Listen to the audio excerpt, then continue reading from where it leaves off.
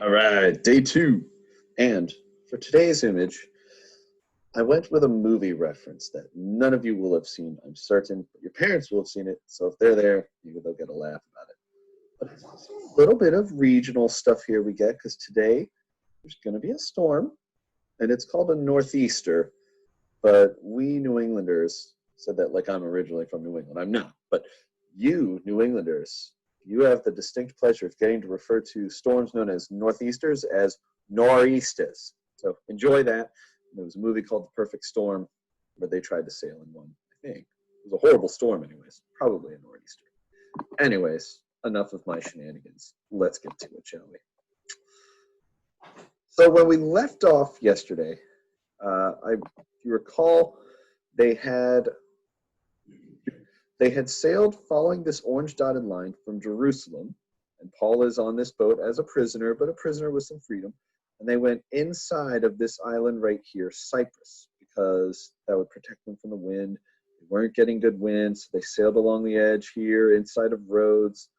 Cnidus, they arrived at Cnidus with difficulty. And then they went down to Crete, and they stopped at Fair Havens. So we're at Fair Havens right now. And Paul had told them, guys, we shouldn't push our luck. Let's just stop here. This is not going to go well. And did they listen to Paul? No, of course not. They're going to try to sail a little bit further to the edge of Crete and get some safety. Making their own plans. They're like, it's a risk, but let's get to a better place for us to winter, and we'll hopefully be safe there, and we'll see how this goes. Well, let's see how that does go, shall we? We pick up the action. We're in Acts now, the book about what early followers of Jesus did not long after he died. And they say, okay, now when the south wind blew gently, anytime you're talking about winds, a south wind means it's coming from the south. So that's going to help them stay close to the edge of that island. All is going well. Now when the south wind blew gently, supposing that they had obtained their purpose, they weighed anchor and sailed along Crete, close to the shore. Oh, nice. We're sailing off the coast of Crete. Yes, that boat is sailing off of Crete. I go for full authenticity here, guys, especially about geography. So they're thinking, okay, we're going to make it to Phoenix, not Phoenix, Arizona. That would be a difficult place to pull a boat up to, but we're going to make it to a better place to winter. We're out of the storm. Okay, good. Well, that lasts literally one verse, because the very next verses read thus. But soon a tempestuous wind called the nor'easter struck down from the land, and when the ship was caught and could not face the boat, that's just a horrible Southie Boston accent. I apologize especially to Aaron Abbott, who I do that with way too much. But anyways, when the ship was caught and could not face the wind, we gave way to it and were driven along. Running under the lee of a small island called Cauda, we managed with difficulty to secure the ship's boat. After hoisting it up, they used supports to undergird the ship. Then, fearing that they would run aground on the Syrtis, they lowered the gear, thus they were driven along. Since we were violently storm-tossed, they began the next day to jettison the cargo. That means they were chucking stuff off the boat. They were like, oh my gosh, this stuff is making it worse. Get it off the boat. And on the third day, they threw their ship's tackle overboard. Like the stuff that they steer the ship with, they threw it overboard with their own hands. When neither sun nor stars appeared for many days, just dark clouds, and no small tempest lay on us, all hope of our being saved was at last abandoned. Well, that escalated quickly, right? On this slide, we were having a lovely sail off the coast of Crete. After this slide, this is where we are. See if I can get this to work. Turn up your volume. Feel the water. Feel the storm.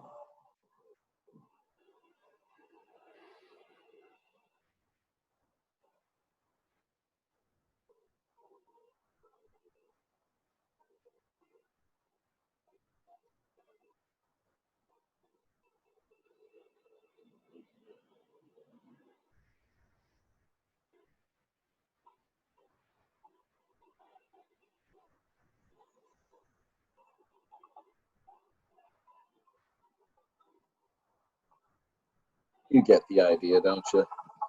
Rough seas. I just went to a lake house, and I haven't been on a boat in 7 days, and I'm still walking around my house like I'm Captain Jack Sparrow. So seeing that video, it's almost making me a little seasick. So they are not in good shape at all. They gave up hope that quickly.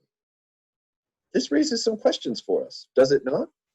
Because based on what we were reading at the start, that Paul's God gives him confidence, gives him assurance he's going to make it to Rome.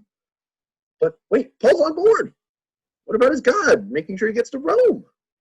Well, maybe, try as we might, we can't avoid storms in our lives.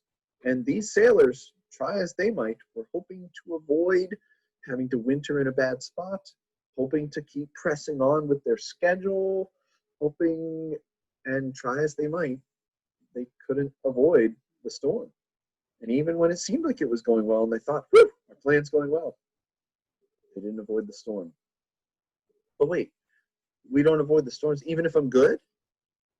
Well, Paul said in his letter to his buddies in Rome. So this is something Paul believes at the time that he's on this journey.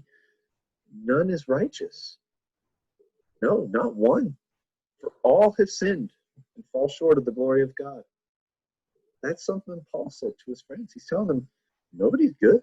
Nobody can say, I have lived a totally good life and I haven't done anything wrong.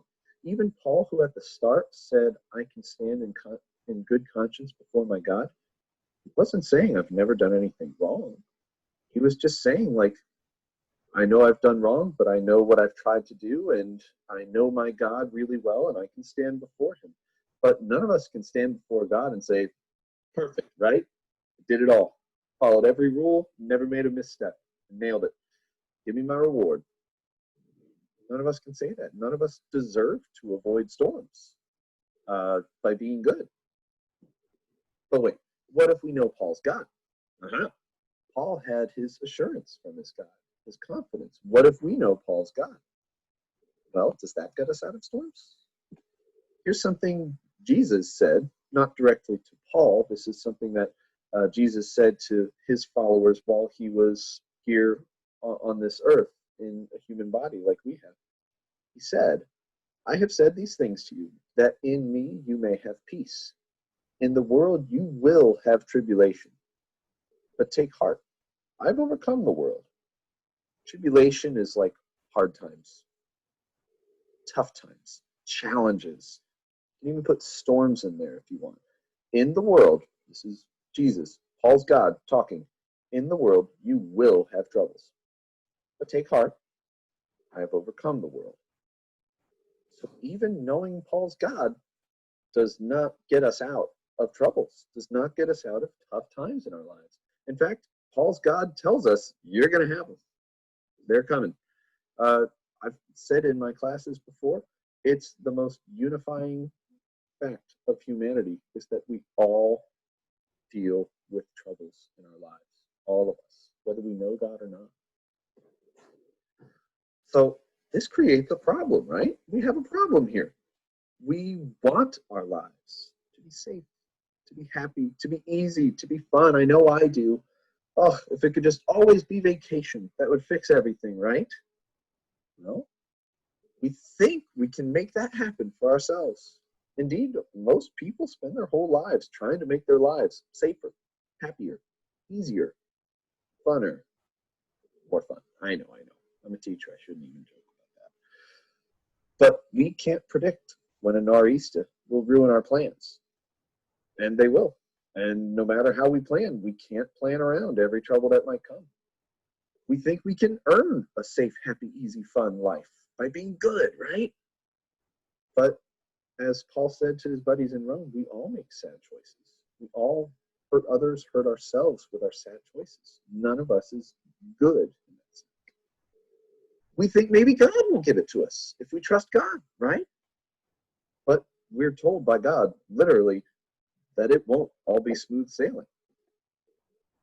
This leaves us in a bit of a sticky spot, right? And it makes us think, well, what about all that good stuff that Paul's God offers him? Last lesson we said, who is Paul's God? Someone who loves him, someone who pursues him even when he's being bad, someone who gives him assurance. What's the problem? The problem is that assurance, it doesn't mean we won't have hard times in our lives. Jesus called that assurance peace, I would say. I have said these things to you so that you will have peace.